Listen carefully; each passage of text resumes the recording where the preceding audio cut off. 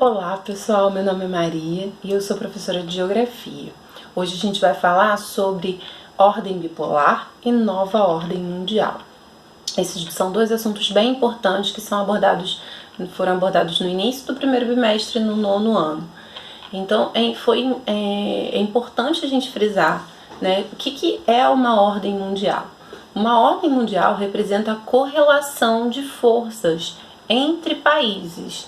Então, os países, eles vão estabelecendo conexões, né? E essas conexões, elas vão se dar a partir de uma hierarquia. E hierarquia nada mais é do que relação de poderes, né, entre países. Então, países que comandam essa hierarquia, que estariam no topo dela, e países que estão mais abaixo, dependendo da sua influência política, econômica, né? Então, isso é importante para a gente frisar o que é uma ordem. Então, quando eu falo que existiram dois momentos diferentes, existiram dessa maneira duas ordens diferentes. A primeira ordem é a ordem bipolar e a segunda ordem é uma ordem multipolar, né? Que é a chamada nova ordem mundial. Essa ordem bipolar, ela vai existir, ela vai se estabelecer a partir do final da Segunda Guerra Mundial, quando as duas potências que saem vitoriosas do conflito, Estados Unidos e União Soviética, eles vão começar a se enfrentar numa disputa pela hegemonia, pelo poder político-econômico mundial. É importante lembrar, então, que eles representavam sistemas políticos e econômicos diferentes. Que sistemas eram esses?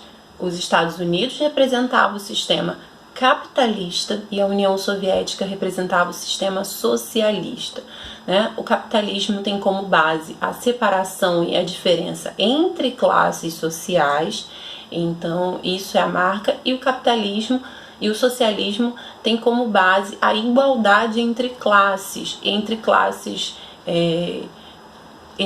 sociais. É um sistema, é um plano econômico. A gente não vai aqui adentrar nas diferenças entre o capitalismo e o socialismo, mas é importante lembrar que a ordem bipolar foi marcada por essa separação do mundo entre capitalista e socialista. É óbvio que existiu o bloco dos países não alinhados, mas, em geral, a maior parte dos países foram convidados a se colocar, ou de um lado ou do outro, né? Então é importante frisar isso.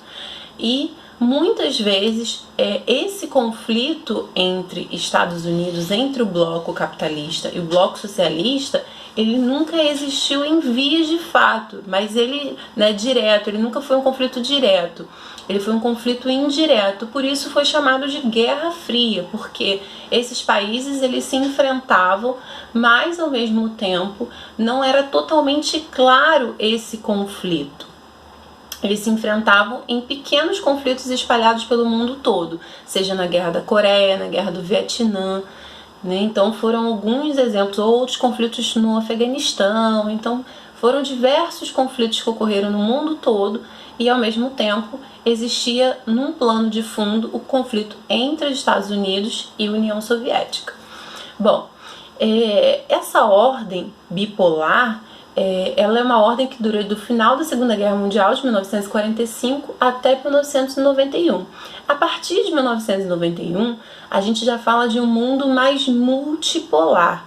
E esse mundo multipolar, ele no princípio, ele é liderado pelos Estados Unidos, né? E como os Estados Unidos chegam a liderar? É importante ressaltar que o mundo socialista, que a União Soviética e os países que faziam parte do bloco socialista, Polônia, Romênia, né? Então, vários países que faziam parte do bloco socialista vão sentir a crise do socialismo no final da década de 80, com as políticas de abertura econômica, né? Essas políticas que foram a perestroika, glasnost, então foram políticas de abertura econômica que fizeram com que a União Soviética começasse a entrar em colapso, né? E aos poucos fosse se fragmentando, ou seja, se dividindo.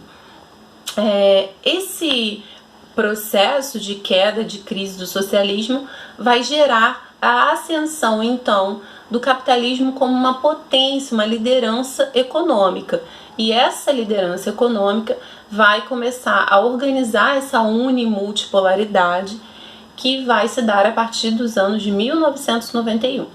Então é importante ressaltar isso. A nova ordem mundial é uma ordem capitalista, é uma ordem onde vai se acirrar as desigualdades econômico-sociais e onde a gente vai marcar uma separação do mundo em grandes polos geopolíticos de poder, onde os Estados Unidos comandam e lideram a influência econômica no continente americano, onde posteriormente a Alemanha vai começar a liderar a economia também no continente europeu. É importante lembrar que a nova ordem mundial tem como traços marcantes a globalização e a terceira revolução industrial. Então é uma ordem globalizada, é uma ordem onde ocorre a aceleração das trocas comerciais, de serviços, né, as trocas os fluxos que caracterizam a globalização. Os fluxos, quando eu digo fluxos, eu estou me referindo à circulação de capital, de mercadorias que vão caracterizar o processo de globalização, de informação também. E essa nova ordem mundial, ela também tem como um outro traço a terceira revolução industrial, como se consolidando, ou seja, se estabelecendo como força. Essa terceira revolução industrial, ela é uma revolução de robótica, de biotecnologia, uma revolução com o uso de processamento de dados, de sistemas computacionais. Então, essa nova ordem mundial tem esse jogo político-econômico. Por isso também a liderança dos Estados Unidos vai se dar no plano de produção de software, né, de serviços em geral ligados à comunicação. Bom, essa é a característica básica, só para a gente discutir, né, como são essas duas ordens, a ordem bipolar e a ordem multipolar, né, ou a chamada nova ordem mundial. Unimultipolar a princípio liderada pelos Estados Unidos, mas depois outros países aparecendo como potência. O Japão na Ásia, a Alemanha na Europa, a China na Ásia também, e os Estados Unidos liderando aí a produção científica do continente americano. Bom, essa é a base para a gente entender e depois a gente entra em outros conteúdos.